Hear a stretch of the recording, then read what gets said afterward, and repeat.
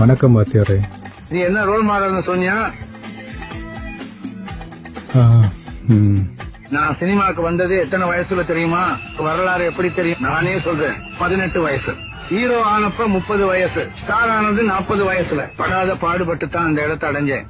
நீ நெப்போகிட்ட அப்ப டைரக்டர், நேரடியா ஹீரோ ஆன பசி உனக்கு தெரியாது. நான் நிஜ வாழ்க்கையிலையும் சினிமாலையும் சரக்கையும் சிகரெட்டையும் தொட்டதில்லை. ஏன்னா அப்பதான் என் ரசிகன் என்ன மாதிரியே ஒழுக்கமா இருப்பான்னு. நீ அப்படியா? நான் சம்பாதிச்ச காசை எல்லாம் தானம் பண்ணேன். நீ எச்சக்கையில கூட காக்கா ஓட்டாத கஞ்சன். எனக்கு குழந்தைகள் இல்லைன்னு வருத்தப்பட்டேன். ஆனா நீ பெத்த குழந்தைங்களையே ஒதுக்கி வச்சிருக்க. நான் அரசியலுக்கு எப்படி வந்தேன் தெரியுமா? என் நண்பர் கலைஞர் இன்ஃபுளுன்ஸ் பண்ணாரு. அறிஞர் அண்ணாவோட அன்பு தம்பி ஆனேன். அப்ப நான் சாதாரண நடிகன். ஆனா சொந்த காசுல திராவிட கொள்கைகளை பேசினேன். 20 வருஷம் கட்சியோட தொண்டனா இருந்து வேற வழி இல்லாம புது கட்சி ஆரம்பிச்சேன்.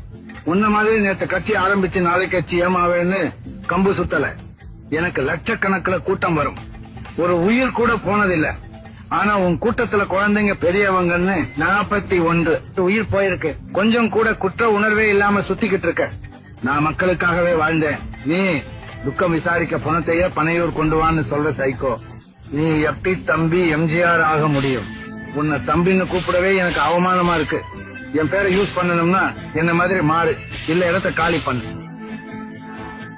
ஒரு தவறு செய்தால் அதை தெரிந்து செய்தால்